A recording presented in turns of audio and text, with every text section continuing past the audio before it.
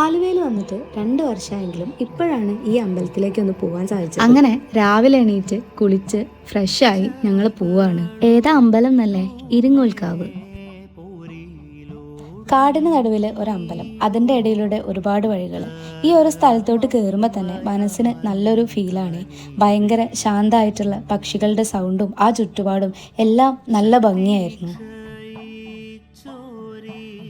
അങ്ങനെ ഞങ്ങൾ അമ്പലത്തിൽ കയറി പ്രാർത്ഥിച്ചു. ഒരുപാട് പ്രത്യേകതകളുള്ള ഒരു അമ്പലമാണ് ഇത്. ഇവിടെ മുല്ലപ്പൂ ചൂടിയിട്ട് സ്ത്രീകൾ വരാറില്ല. ഉത്സവത്തിന് പിടിയാനകളാണ് വരാറ്. ഇവിടെ വീഴുന്ന ഒരു കരിയില പോലും ആരും ഈ ഒരു കോമ്പൗണ്ടിന്റെ പുറത്തോട്ട് കൊണ്ടുപോകാറില്ല. രാവിലെ 5 to 11 വൈകിട്ട് 5 to 8 വരെയാണ് ഇവിടെ സന്ദർശിക്കാൻ പറ്റുന്നത്. ഈ ഒരു ചുറ്റുപാടിൽ നിന്ന് ഇറങ്ങുമ്പോൾ ഭഗവതിയുടെ അനുഗ്രഹം മനസ്സിൽ നിറയുന്ന ഒരു ഫീലാണ്. ഇഷ്ടപ്പെട്ടു. പ്രകൃതി രമണീയമായ സ്ഥലം.